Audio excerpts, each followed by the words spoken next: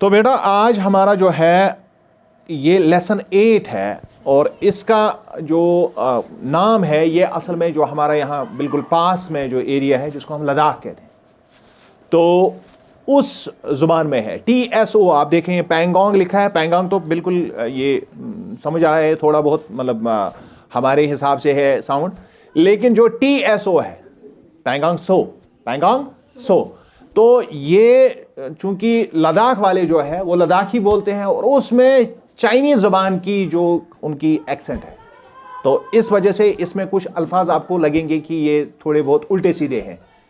और अश चूंकि कशुर पढ़ना आदत तो ये थोड़े बहुत अल्फाज जो है इसमें आपको कुछ अल्फाज दिखेंगे कि ये इनकी प्रोनाउंसिएशन थोड़ी सी डिफिकल्ट है, लेकिन ये लद्दाखी है। अगर आपको प्रोनाउंस करना भी नहीं आएगा डोंट वरी, नो प्रॉब्लम, कोई मसला नहीं है। तो ये पैंगोंग सो है, 8वां चैप्टर है अंग्रेजी 5th का। तो आज हम इसको देखेंगे। तो ये बड़ा ही अच्छा एक लेसन है इस एतबार से कि ये आपके एनवायरनमेंट के मुतालिक है। तो let us start. Environment greatly influences our quality of life. जैसा माहौल हमारे आसपास जो इर्द गिर्द का माहौल हमारा हो वो हमारी जिंदगी पर उसी हिसाब से असरअंदाज होता है। मिसाल के तौर पर अगर हम अच्छे माहौल में जिंदगी गुजारेंगे तो हमारे सेहत पर उसके और हमारे सोचने पर, हमारे उठने बैठने पर उसके अच्छे असरात होंगे। अगर माहौल गंदा होगा तो उसी हिसाब से हमारे जहन पर, हमारे सेहत पर और हमारे खाने पीने पर भी उसका असर डेफिनेटली होगा। तो एनवायरनमेंट का बहुत अहम इसका हमारी जिंदगी पर असर होता है। इन्फ्लुएंस का मतलब होता है असर। A clean environment refreshes our surroundings. अब अगर साफ होगा, जैसे मैंने कहा, अगर साफ माहौल होगा तो ये हमारे दिमाग को तारोताजा करता है ना। और अगर इसके बरअक्स होगा तो आपको पता है कि बहुत सारी मुश्किलात होते हैं, इंसान का दिमाग जो है परागंदा हो जाता है, रहता है। Trees, plants, lakes and other water bodies purify our environment. और अगर हमारे आसपास पेड़ पौधे हों, हमारे आसपास झील हो, दरिया हो, वाटर बॉडीज हो, तो हमारा एनवायरनमेंट, हमारा माहौल काफ़ी साफ सुथरा दिखता है इनकी वजह से, क्योंकि ये नेचुरल एनवायरनमेंट है जिसमें पेड़ पौधे होते हैं, जिसमें पानी होता है, जिसमें झीलें होती है, जिसमें वाटर बॉडीज होती है, समझ रहे हैं। तो ये सारी चीज़ें जो है, या लहलाता हुआ सब्ज़ा है, सब्ज़ाजार है, कोहिस्तान है, उसमें काफ़ी ज़्यादा पेड़ पौधे हैं, जानवर है या उड़ने वाले परिंदे हैं। तो ये सारी चीज़ें जो है हमारे माहौल को बहुत ही खूबसूरत और अच्छा बनाता है। Lakes replenish groundwater and are an important source of recreation and tourism. अब अगर हम झीलों की बात करेंगे तो इससे झीलों से होता क्या है? अगर आपके आसपास झील होगा तो जो अंडरग्राउंड वाटर हमारा होता है, जिसको हम वाटर टेबल कहते हैं, उस जो जमीन के अंदर नीचे, जमीन के खुश्क जमीन के नीचे जो पानी होता है, जब आप कुआं घर में खोदते हैं तो नीचे से क्या निकलता है? पानी निकलता है। तो उसको हम अंडरग्राउंड वाटर कहते हैं। तो उसको रिप्लेनिश करता है, यानी उसको वो ताजा कर देता है, बार बार उसमें तब्दील करता है वो पानी।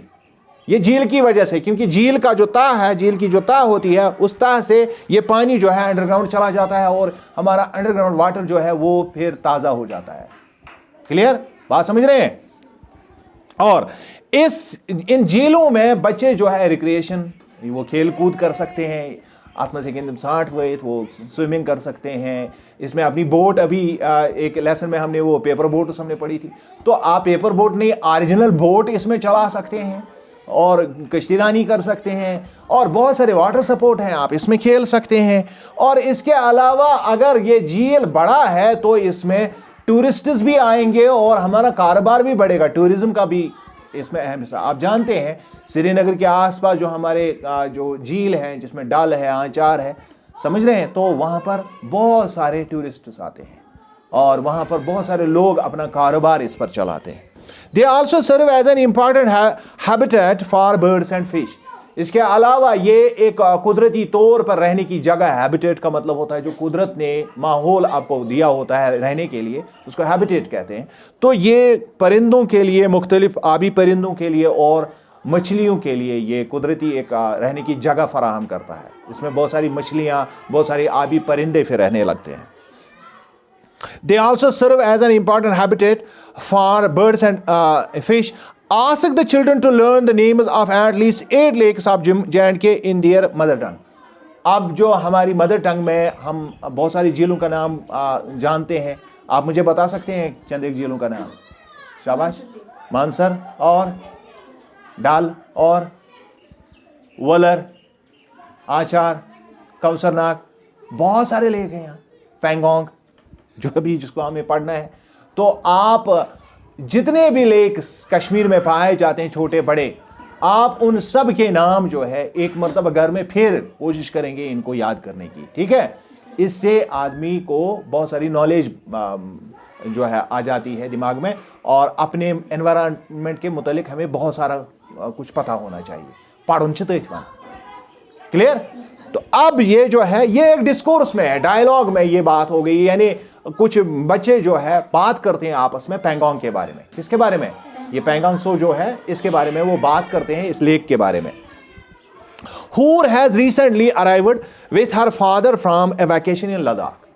हूर वापस घर आई है लद्दाख से, वो वैकेशन पर गई थी, छुट्टियां मनाने गई थी अपने बाप के साथ, और अब वो वापस पहुंच गई है। अब वो वापस, अराइव का मतलब होता है वापस आ जाना।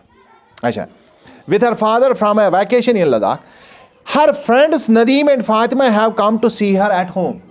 क्योंकि जब कोई बाहर चला जाता है, आपके जो दोस्त होते हैं पश्चिम फेरा ना सर, और जब आप वहां से वापस आते हैं, मिसाल के तौर आप में से कोई जम्मू चला गया सरमा में, और जब आप बाहर में वापस आ जाएंगे तो सबसे पहले आपके दोस्त आपसे मिलने आएंगे, आपके घर आ जाएंगे वो, और मीरान वापस आ गया है तो हम उसके घर जाएंगे। तो इसी तरह हूर जो है वो वापस घर आ गई है, तो नदीम, फातिमा और ये उसके फ्रेंड्स हैं, ये उसके घर उसको देखने के लिए, मिलने के लिए गए। The children are talking in garden while Hoor's father is busy with the flower beds. अब वो घर के सामने हमेशा छोटा मोटा बागीचा होता है हमारे घरों में, तो यथेस आंगन मनन आंगनस मंचो लकुड़ मकुड़ बाग है शासन। तो अब सारे बच्चे वहां बैठे हुए हैं और वो आपस में बातें कर रहे हैं, लेकिन उनका बाप जो है, हूर का जो बाप है, वो जो फूलों की कियारियां लगी हुई होती है वो उनमें बिल्कुल आवर, वो उसमें महव है, अपने काम में महव है, फ्लावर बेड्स में। He is with in hearing distance, लेकिन वो उतना भी दूर नहीं कि वो सुन ना सके, वो बिल्कुल उस एरिया में है जहां से वो बच्चों की बातों को सुन सकता है। हियरिंग डिस्टेंस का मतलब है जहां से आप मेरी बात को सुन लें अच्छी तरह से। अब हूर ने बात की है, तो हूर जो है ये अब बात कर रही है। हूर के अल्फाज हैं, तो उसके सामने वाले जितने भी अल्फाज लिखे हुए हैं इसी को डायलॉग कहते हैं। यानी जब एक बच्चा यहाँ से बोले और फिर हम दूसरे बच्चे की बात सुनेंगे, फिर तीसरे, तो ये आपको डायलॉग में मिलेगा। इसमें लेफ्ट साइड में सबके नाम लिखे हुए हैं, वो क्या बात कर रहा है। बात समझ आई? ओके। हूर, do you remember the movie 3 idiots? हूर अब उन बच्चों से, नदीम और फातिमा से बात कर रही है, तो उनको बताती है कि क्या आपको 3 इडियट्स जो फिल्म आई थी जिसमें आमिर खान का मेन किरदार है, आपने वो आपको ये याद आ रही है, वो फिल्म याद आ रही है? और आपने देखी है 3 इडियट्स? हाँ, ये बच्चों के देखने की फिल्म है। कुछ फिल्में जो है रिकमेंड की थी गवर्नमेंट ने, एजुकेशन डिपार्टमेंट ने, उनमें 3 इडियट भी एक थी और एक और थी, उसका नाम था तारे ज़मीन पर। ये कुछ फिल्में हैं, ये एजुकेशन पर बनी हुई है। किस पर? एजुकेशन पर बनी हुई है। फातिमा, कभी हम इस पर बात करेंगे, लेकिन इस वक्त हम यही पढ़ेंगे। फातिमा ने कहा यस, फातिमा ने कहा मुझे। क्यों? फातिमा को क्यों पता है इस फिल्म का? क्योंकि एजुकेशन की फिल्म, समझ रहे हैं? इसमें यह दिखाया गया है कि बच्चे जो है, जो वो पढ़ना किस तरह चाहिए और हम पढ़ते कैसे हैं, उसका कंट्रास्ट दिखाया गया है 3 इडियट्स में। आमिर खान की फिल्म है, जबरदस्त, बहुत ज़बरदस्त फिल्म है। मैंने 2-3 मरतबा देखी है ये फिल्म, काफ़ी अहम फिल्म है, कभी देखना चाहिए इंसान को। और उसमें नदीम को याद आ गया, उसमें एक डायलॉग होता है, तो उस डायलॉग को उसी तरह से लिखा गया है, ऑल इज वेल। क्या लिखा है? All is well. तो ये असल इसका क्या है अंग्रेजी? All is well. इसका अंग्रेजी क्या है? All is well. तो ये ऑल इज वेल लिखा हुआ है क्योंकि उसमें वो डायलॉग जो है ऑल इज वेल, उसमें और उस पर एक शायद गाना भी है ऑल इज वेल पर। Hoor, in the last scene there is a lake, yes और नो? अब हूर कहती है, देखिए जो आपने आखिरी सीन देखा होगा, यानी फिल्म का आखिरी सीन जो है 3 इडियट्स का, तो उसमें आपने वहां लेक देखा होगा, उसमें एक लेक है, उसमें एक झील है। नदीम यस, नदीम ने कहा हाँ मुझे याद है उसमें लेक है। फातिमा कहती it is beautiful big with long Sandy shores. हाँ वो बड़ा खूबसूरत सा लेक जिसके जो काफी बड़ा है और लंबा भी है और इसके रेतले साहिल है। इसके साहिलों पर क्या है? रेत। एम कैन बटन पर शक it changes its colours from green to blue. और ये सब्ज से नीलगू हो जाता है, इसका रंग तब्दील हो जाता है। एंड वाइसी वर्सा, फिर ब्लू से फिर वापस ग्रीन हो जाता है। यानी इसी तरह होता है। वाइसी वर्सा का मतलब है और इसी तरह से होता है। यानी पहले ग्रीन से ब्लू होता है फिर ब्लू से ग्रीन हो जाता है। I would love to go there, मुझे बहुत पसंद है मैं वहां जाऊं। ये फातिमा कहती है मैं चाहती हूं कि मैं वहां चली जाऊं। हूर कहती है वी वेंट देयर, हम वहां भी गए। क्योंकि बच्चे करते हैं ना उसी के बारे में बात, लद्दाख के बारे में। वो हूर वापस आई अपने बाप के साथ तो ये मिलने गए हैं, वो आप याद रखेंगे। It's the ping pong lake in Ladakh. वो आप क्या कह रही है? मैंने आपको पहले ही बताया क्योंकि ये उल्टे सीधे नाम होते हैं, याद करना मुश्किल होता है। तो यही मसला हूर के साथ भी। हूर को उसको पेंगोंग कहना था तो उसे पिंग पोंग कहा। क्या कहा? Ping pong. हालांकि उसको कहना क्या था? पेंगोंग उसको कहना था। Very good. Nadeem laughs, Nadeem को हंसी आई। क्यों हंसी आई? क्योंकि उसने झील का नाम उसको याद नहीं रहा था। वो उसको उल्टा प्रोनाउंस कर रही थी, पिंग पोंग कह रही थी पेंगोंग की जगह। पापा see what Nadeem is saying. Sorry, तो पिंग पोंग, नदीम ने क्या कहा? पिंग पोंग। आप पिंग पोंग कह रही हो तो ये नोट ऑफ एक्सक्लेमेशन में, यानी वो हैरान हो गया कि इसको झील का नाम लेना नहीं आता है। That means table tennis. इसने कहा पिंग पोंग तो टेबल टेनिस को बोलते हैं, जो टेबल टेनिस की बॉल होती है उसमें उसको पिंग पोंग ही कहते हैं। तो पिंग पोंग तो टेबल टेनिस को कहती है, तो वो पिंग पोंग नहीं है। तो अब हूर जो है वो थोड़ी सी बेचारी शर्मा गई और वो अपने बाप से कह रही है। लिखा है फातिमा टू हर फादर। किसको बोल रही है? अपने पापा को बोल रही है। पापा see what Nadeem is saying. देखो नदीम मुझे क्या कह रहा है, यानी चिढ़ा रहा है नदीम। तो वो परेशान हो गई कि उसने एक तरह से या तो रियासत नहीं मनन है मैं तो ना हुई मनू, तो आप नदीम क्या बोल रहा है मुझे बार बार। Who is father approaching. अब वो करीब आ रहा है। अप्रोच का मतलब होता है करीब आना। हालांकि वो ज्यादा दूर नहीं था, आपने देखा कि हेयरिंग डिस्टेंस में था। अब वो थोड़ा सा नजदीक, बच्चों के नजदीक आ गया। आई हर्ड हिम, उसने कहा मैंने उसको सुना। उसने क्या कहा? ही इज राइट, वो सही कह रहा है। क्योंकि आपको नाम लेना नहीं आया, वो सही बोल रहा है। नदीम सही बोल रहा है। Fatima uncle what is the Three Idiots lake called then. Fatima ने कहा अंकल फिर मुझे बताए जो थ्री इडियट्स में वो लेक है, झील है, उसका फिर नाम असल में क्या है? अगर हूर को कहना नहीं आया तो उसका असल नाम क्या है? हूर इज फादर। अब हूर के बाप ने कहा, क्या कहा? It is called the Pangong lake. इसका नाम पिंग पोंग लेक नहीं है, इसका नाम है पेंगोंग लेक। ठीक, ओके। फातिमा पेंगोंग। अब फातिमा हैरान होगी, क्या पेंगोंग उसका नाम है? What name is that? ये कौन सा नाम है? मैंने पहले ही कहा आपको, क्योंकि जिस बात को हम जानते नहीं है तो हमें उल्टा सीधा लगता है। तो इसीलिए मैंने पहले ही कहा कि अगर प्रोनाउंस करना भी ना है कोई मसला नहीं, लेकिन कोशिश करके प्रोनाउंस करना चाहिए। ठीक है। तो इसने कहा it means a very long curve. इसका मतलब है एक लंबा सा खम, यानी जिसमें एक कोस की तरह जो है ये मुड़ा हुआ। पेंगोंग का मतलब क्या है? मुड़ा हुआ, खमदार, इसका मतलब है। Hoor nobody in the whole school has seen the lake. Hoor ने कहा आप में से, स्कूल में से किसी ने, बच्चे फिर करते हैं ना अपनी बड़ाई करते हैं कि मैं वरशुन कैसी वुशमुत्स है। तो इसने कहा स्कूल में मेरे बगैर किसी ने नहीं देखा होगा ये lake. Nadeem it must be like the Dal lake. Nadeem ने कहा ये तो डल लेक की तरह हो सकता है, ये डल लेक होगा जैसा हमारा डल लेक। हाँ तो फिर अब क्या है, हमने डल लेक देखा है, वो भी डल लेक की तरह एक लेक होगा। हूर इट इज डिफरेंट। नहीं नहीं नहीं, वो डल लेक की तरह। इसके कहने का मतलब क्या है? आपने नहीं देखा, जो मैंने देखा वो आपने नहीं देखा। नदीम चाहता था कि वो इसकी बात को, जो वो बड़ाई कर रही है अपनी कि मैंने पेंगोंग लेक देखा, उसने कहा ठीक है हमने भी डल लेक देखा, कौन सी बड़ी बात देखी आपने। ये असल में उस मिजाज से वो कह रहा है। तो अब ये कह रही नहीं, आप ये मत बताइए वो उसी जैसा डल लेक जैसा वो लेक नहीं है, वो से बिल्कुल अलग है, डिफरेंट है। It's clean, green, blue and many other colour. अब यहां पर पहले वाला जो लफ्ज लिखा हुआ है पैंगोंग लेक के बारे में, लिखा है क्लीन। इसका मतलब डल क्लीन नहीं है, समझ रहे हैं? और दूसरा लिखा है ग्रीन, इसका मतलब है डल इस ऐसा भी नहीं है, ब्लू ऐसा भी नहीं है। इससे क्या अक्कासी होती है?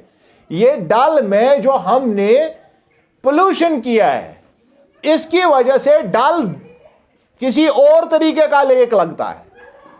ये असल में हूर के अल्फाज से पता चलता है। पैंगोंग का लेक जो है वो बिल्कुल खूबसूरत है, साफ शिफाफ है और बिल्कुल सरसब्ज दिखता है। नीला जहां पानी उसका है वो नील को दिखता है, और इसके बहुत सारे और भी कलर, हमने कहा ग्रीन कलर उसका दिखता है। ठीक, बात समझ आई? तो इससे दो बातें हमें समझ आई। एक ये कि पैंगोंग लेक साफ शिफाफ है, उसमें पोल्यूशन नहीं है। दूसरा ये कि डल लेक में पोल्यूशन है। हालांकि बात उसने कुछ और की, लेकिन हम यहां से ये बात समझ सकते हैं कि बच्चे किस तरह बात कर रहे हैं। हूर्स फादर, अब हूर के बाप ने कहा, हूर is very excited after having seen the Pangong lake. हूर जो है ये बहुत पुरजोश है, काफी खुश है, क्योंकि इसके बाद कि जब इसने पैंगोंग का झील देखा, उसके बाद ये बहुत पुरजोश है, बहुत एक्साइटेड है। क्योंकि जब आप कोई नई चीज देखते हैं तो एक्साइटमेंट हो जाती है, जोश आ जाता है, खुशी हो जाती है दिल के अंदर, और उस एक्साइटमेंट की वजह से आप लोगों को फिर बताते हो, मैं फलानी जगह गई थी तो मैंने ये चीज देखी। समझ रहे हैं? I tell you about it, मैं आपको इसके बारे में बताऊंगा। ये हूर का फादर इनसे कह रहा है, बच्चों से। It is situated 160 kilometres, KMs का मतलब होता है किलोमीटर्स, अवे फ्रॉम लेह। ये लेह से तकरीबन 160 किलोमीटर दूर है। लेह से जो लद्दाख का, लेह और लद्दाख जो है ये इलाके हैं इसके, तो लेह से ये कितना, लेह के शहर से कितना दूर है? 160 किलोमीटर, यानी बहुत दूर है। अगर हम श्रीनगर को देखेंगे तो श्रीनगर की डिस्टेंस यहां से 60 किलोमीटर, तो इसका मतलब है कि तकरीबन श्रीनगर अगर आप जाएंगे इतनी तीन मरतबा की दूरी पर, यानी 3 टाइम्स जो डिस्टेंस है श्रीनगर तक जाने की, उतना दूर है। आप यहां से अंदाजा लगाइए। And the journey is very exciting, और ये काफी दिलचस्प है, काफी पुरजोश, यानी इसमें रास्ते में बहुत मजा आता है, बहुत मजा आता है रास्ते में, दिलचस्प है। फातिमा कहती है देयर मस्ट बी मॉनेस्ट्रीज।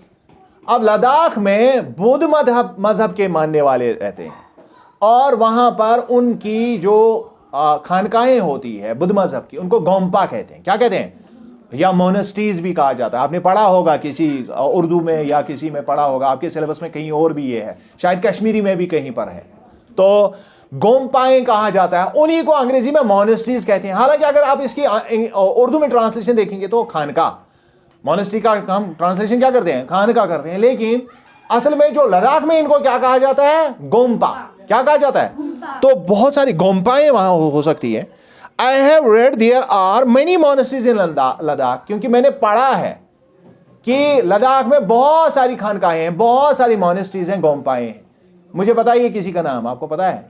शे गुम्पा, ठीक से गुम्पा है ना, हेमेज गुम्पा है ना, बहुत सारे गुम्पाएं हैं। चलिए, वेरी गुड, आपको याद है। हूर्स फादर, अब हूर का बाप उठा, उसने क्या कहा? यस फातिमा। उसने कहा हाँ बिल्कुल फातिमा बेटी, आपने सही कहा, आपको पूरा याद है। जैसे अभी यहां पर किसको याद था? किसको याद था इन गोम्पाओं का नाम? किसको याद था? हैं? किसको याद था? आपको याद क्यों नहीं था? बाशरा को याद है, आपको याद क्यों नहीं है? मेहरान, सिर्फ बॉलिंग करने से कुछ नहीं होता है। Okay, I tell you about the lake first. Okay, उसके बाप ने, हूर के बाप ने क्या कहा कि मैं पहले आपको लेक के बारे में ही बताऊं, जो झील है उसके बारे में बताऊं, ठीक है? हूर ने कहा दैट्स ग्रेट, बड़ी बात है, बहुत अच्छा है, ये अच्छी बात होगी। और नदीम ने क्या कहा? Nadeem, is it as big as the Dal? क्या वो उतना बड़ा है जितना डाल लेक बड़ा है? हूर्स father, no it's much bigger. नहीं, ये उतना ही बड़ा नहीं है बल्कि उससे कई गुना बड़ा है, बहुत बड़ा है उससे, और 130 किलोमीटर्स। फिर 130 km का मतलब क्या होता है? 130 किलोमीटर लॉन्ग। ये 130 किलोमीटर लंबाई पर मुश्तमिल है, यानी बहुत लंबा है। एंड 6 to 7 किलोमीटर्स वाइड, और इसकी चौड़ाई जो है वो 6 से 7 किलोमीटर, यानी काफी लंबा और काफी चौड़ा झील है, बहुत बड़ा झील है। That makes it about 700 square kilometres, तकरीबन 700 स्क्वायर किलोमीटर्स पर यह फैला हुआ झील है, बहुत बड़ा झील है। Fatima, Dal lake is only 11 square kilometres, जबकि डल लेक सिर्फ 11 स्क्वायर किलोमीटर फैला हुआ है। तो वो 700 किलोमीटर, मैंने पहले ही कहा, ये बहुत बड़ा उससे Pangong lake. Hoods father, and Pangong has a saline water. एक और खासियत इसकी ये है, डल लेक का पानी जो है वो सैलाइन नहीं है, नमकीन उसका पानी नहीं है। डल लेक का पानी नमकीन, लेकिन जो पेंगोंग का पानी है वो नमकीन पानी का झील है। किस पानी का? जैसे समंदरों का पानी खारी होता है, नमक वाला होता है, उसी तरह ये भी एक खारा झील है, नमकीन झील है। Nadeem, aren't there any fish then? तो क्या इसका मतलब है कि उसमें फिर मछलियां नहीं है? तो जो अगर हमारे जो दरियाओं में होती है, जो मीठे पानी के दरिया हमारे होते हैं, झील होते हैं, जो उनमें मछलियां रहती है, वो नमकीन पानी वाले दरिया में उसमें नहीं रह सकते। लेकिन वहां पर हम समंदर में जानते हैं काफी खारी होता है, नमकीन होता है, लेकिन इसके बावजूद भी बहुत सारी किस्म की मछलियां वहां होती है। तो इसका मतलब ये नहीं है कि अगर वो इस तरह की मछलियां यहां वहां नहीं है जिस तरह यहां हमारे मीठे पानी वाले दरियाओं में, झीलों में है, तो वहां पर भी हो सकता है, लेकिन कुछ दूसरी तरह की। सॉरी। हूर्स फादर, हूर के बाप ने क्या कहा? Only some crustacean. उसने कहा कि हाँ वहां कुछ एक जो है क्रस्टेशन, क्रस्टेशन का मतलब केकड़े, यानी जिनका शल होता है ऊपर, ऐसे फिश जिनका क्या होता है ऊपर? शल। अपने केकड़े देखे होंगे तुम, बड़ी तुम यहां से ये जो केकड़े नहीं देखे, लॉबस्टर नहीं देखा है, क्रैब नहीं देखा है, देखा ना, उनको केकड़े बोलते हैं। और यहां इसको पढ़ते हैं क्रस्टासियंस नहीं पढ़ते हैं इसको, इसकी प्रोनाउंसिएशन क्रस्टेशियन है। क्या है? क्रस्टेशन है, ठीक, क्रस्टेशन, ठीक। क्या प्रोनाउंसिएशन है? क्रस्टेशियन। तो क्रस्टेशियन यानी केकड़ों को कहते हैं, केकड़े की तरह जिनका ऊपर, जिनका शल ऊपर हो, तो उन जानदारों को कहते हैं। There are many ducks and gulls. इसके अलावा कुछ बतखें भी हैं। और गल, सीगल आपने देखा होगा, वो ये एक जानवर होता है, दरियाओं पर ही रहता है, सफेद रंग का होता है, उसको गल कहते हैं या सीगल कहते हैं। ये आसन तो कोतरस कुगली हुई जानवर आसन, कोयल की तरह होता है। During summer, many migratory birds like the bar-headed goose, एक किस्म का हंस होता है, ये अंस जो आसन, bar-headed goose उसको कहते हैं, तो ये वहां पर आता है सरमा में। ये माइग्रेटरी है। माइग्रेटरी का मतलब होता है जो एक सीजन एक जगह होता है और दूसरे सीजन में दूसरी जगह चला जाता है। एंड द ब्राह्मणी डक्स, और इसके अलावा ब्राह्मणी बतख भी वहां होते हैं। And the black headed Siberian crane, और काले सिर वाली जो सारस वहां साइबेरिया से आती है वो भी यहां रहती है। आरसीन, इनको यहां देखा जा सकता है, इस किस्म के जानवरों को यहां देखा जा सकता है। Wild life including the Kiang and marmot, इसके अलावा मरमत और क्यांग, ये सर्दी के जानवर है जो सर्द इलाकों में रहते हैं। क्यांग और मरमट ये वहां पर होते हैं।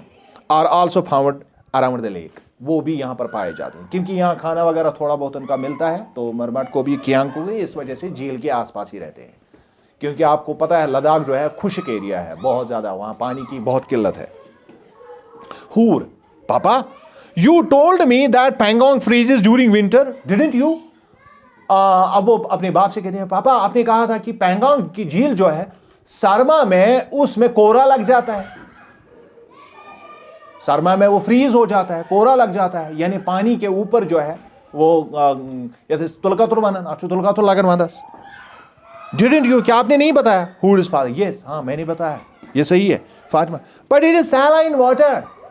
फातिमा ने कहा लेकिन इसका तो पानी नमकीन है, क्योंकि नमकीन पानी में ज्यादा जल्दी नहीं होता है ये, तो बहुत ज़्यादा सर्दी इसके लिए चाहिए, तब जाके नमकीन पानी जो है वो उसमें कोरा लगता है फिर। Whose father? Yes. Not only is Pangong the world's highest brackish lake, but it also freezes completely in winter. Pangong की एक खासियत ये भी है, ये फादर उससे कहता है, हूर का बाप कहता है उनसे कि पैंगोंग की खासियत ये है कि ये न सिर्फ दुनिया का सबसे ऊंचाई पर वाक़या नमकीन झील है, बल्कि ये ऐसा झील है, ऐसा नमकीन झील है जो सरमा में फ्रीज हो जाता है, सरमा में जिसमें कोरा लगता है, क्योंकि यहां सर्दी बहुत ज्यादा है। The temperature drops down to -30 degree centigrade. इसको पढ़ते हैं 30, जो छोटा सा जीरो इसको डिग्री पढ़ते हैं, सी बड़े सी को सेंटीग्रेड पढ़ते हैं। फिर से मैं पढ़ूंगा, माइनस ये जो डॉट लगा हुआ है इसको माइनस पढ़ते हैं, 30 आपको समझ आता है, जो छोटा वाला जो ऊपर दायरा सिफर बनाया हुआ है इसको डिग्रीज पढ़ते हैं, और सी को सेंटीग्रेड पढ़ते हैं। क्लियर? तो -30 डिग्री सेंटीग्रेड का मतलब होता है बहुत कम, यानी जो जीरो से नीचे 30 डिग्री। यहां पर आज अगर आप देखेंगे रात का टेम्परेचर अभी -1 भी नहीं होता है, लेकिन इतनी सर्दी होती है। जब -30 होगा तो तब क्या होगा? और गर्मी जब 30 डिग्री की होती है कश्मीर में, तो यहाँ बारिश गिरती है, 28 डिग्री पर ही यहाँ बारिश गिरती है गर्मी की। और जब 30 डिग्री हो जाएगा तब कितनी सर्दी है कि जो लोग यहाँ जाते हैं सरमा में, इस सरमा में जो कभी गए हैं, तो वो कहते हैं कि अगर थूक भी इंसान जुबान से निकालता है तो वो फौरन जम जाती है। वहाँ आँखों से अगर आंसू या नाक से कभी थोड़ा सा पानी भी टपके, वो उसमें भी कोरा लग जाता है, इतनी सर्दी होती है। Fatima, that must be very cold. वो इसी बात को बताती है कि इसका मतलब है बहुत सर्दी, इसका मतलब है बहुत सारी सर्दी। Why is it so? इसकी क्या वजह है? तो वहां की जो ज्योग्राफी है ये इसकी वजह है। हुज फादर, ये वो कहता है, वो अब वो थोड़ा बहुत ज्योग्राफी आपको समझा रहा है। Ladakh is a high altitude place. High altitude का मतलब है कि सतह समंदर से ऊंचाई पर कितना है, यानी कोता थजरस कशिर पर क्या छत वना कोता थजरस यह वारिया थजरस। पैंगोंग इज आप इसको करेंगे 1s 10s 100s 1000s 10,000, यानी 14,256 फीट अबव सी लेवल। सतह समंदर से ये 14,256 फुट बुलंदी पर है। ये इसका आल्टीट्यूड है, सतह समंदर से बुलंदी है। वाइल कश्मीर इज 6,000 फीट, यानी इसका आधा भी नहीं है कश्मीर। हम 6,000 फीट की बुलंदी पर, लेकिन ये 14,256 फीट की बुलंदी पर वाक़ है, बहुत हमारे से दुगने से भी ज्यादा अबव द सी लेवल। सतह समंदर से इसकी बुलंदी इतनी है। Nadeem, where does it is water come from? अब सवाल यह है इसका जो पानी है आता कहां से? पानी आता कहां से? हुज फादर, अब हूर का बाप उनको समझा रहा है। You know part of Pangong is in China. Pangong सिर्फ इंडिया में वाक़ा नहीं है, इसका आधा हिस्सा चाइना में है। किसमें? आधे से भी ज्यादा, आधे से भी ज्यादा। असल में ज्यादा हिस्सा इसका चाइना में है। मुझे ये कहना चाहिए, आधा हिस्सा नहीं, ज्यादा हिस्सा मुझे कहना चाहिए। इसका ज्यादा हिस्सा किसमें है? चाइना के बॉर्डर में है, चाइना के अंदर है, चाइना के इलाके में। That is why civilian are allowed to go to only 6 kilometres from lake's head in Ladakh. और अगर हम इसके सिर से जाने की कोशिश करेंगे तो इंडिया की तरफ से सिर्फ 7 किलोमीटर तक, कितने? सिर्फ 7 किलोमीटर तक ही जाया जा सकता है। हालांकि 130 किलोमीटर लंबा है, तो सिर्फ 7 किलोमीटर तक आप इसमें ट्रैवल कर सकते हैं बोट के जरिए से, इंडिया के साइड से। From the Indian side the lake is fed by 2 streams. और इंडिया की तरफ से, भारत की तरफ से इसमें 2 नाले गिरते हैं। कितने? 2 नालों से पानी आता है। Above the lake is a beautiful mountain range called the Pangong range.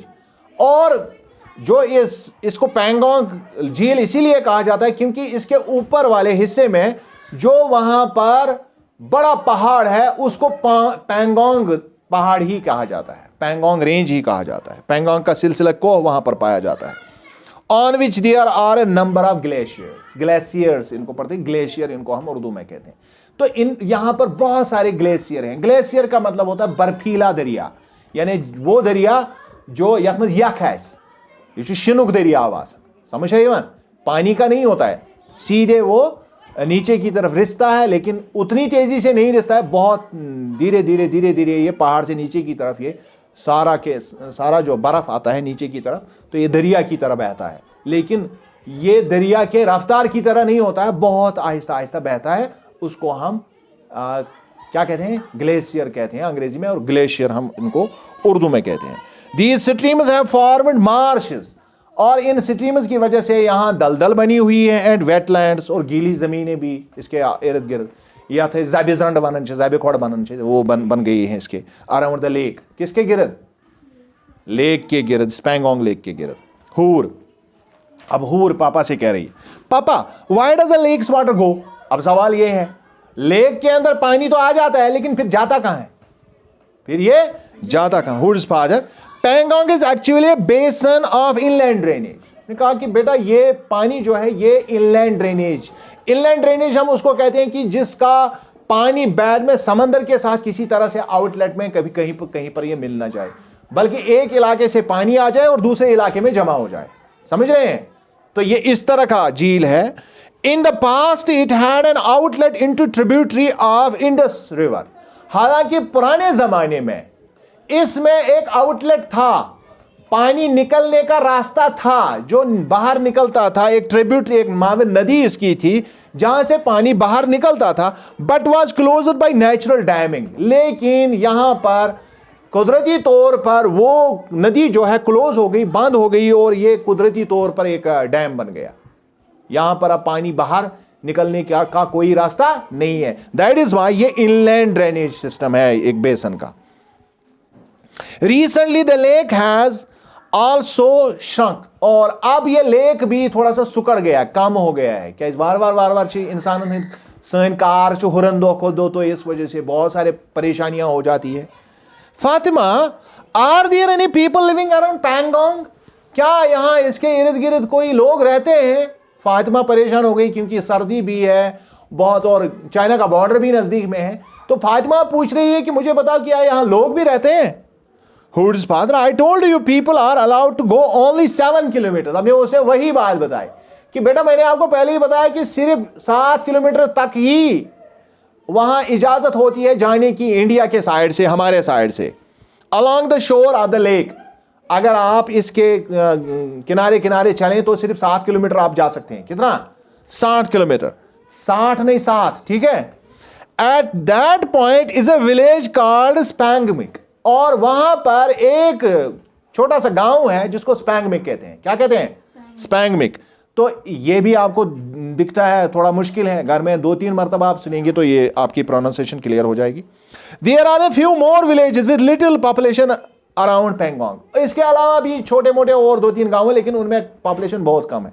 इतना बड़ा गांव, जो बड़ा गांव है वो एक ही है, वो है स्पैंगमिक।